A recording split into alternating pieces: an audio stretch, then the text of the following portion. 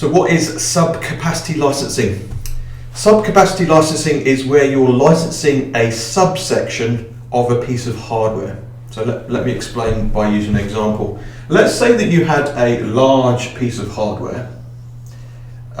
This is a big server, and you wanted to virtualize that as we've described in previous videos. So let's say that you had a payroll application running on here, you had an accounts application, and let's say that you had an e-commerce application.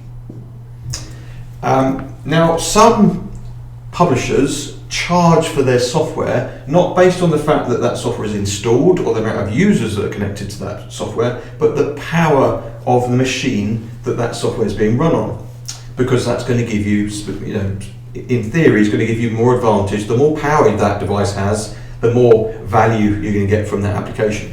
So let's take that e-commerce application as an example. Let's say that that was priced based on the power of the device that it was sat on.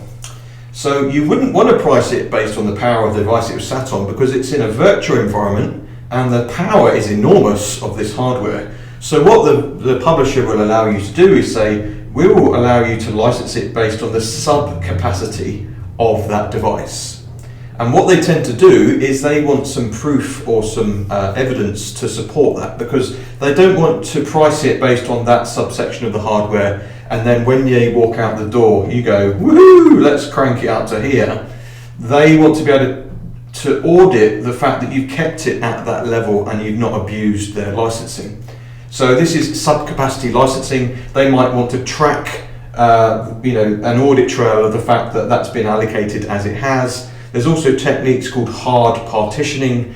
So the way that the virtual hardware is divided, these lines here are called partitions, and you can have a soft partition which moves, and you can have a hard partition which is allocated to a specific part of the device. So these are all technical terms, but they're used in licensing, and they drastically affect the price we pay for these virtual environments.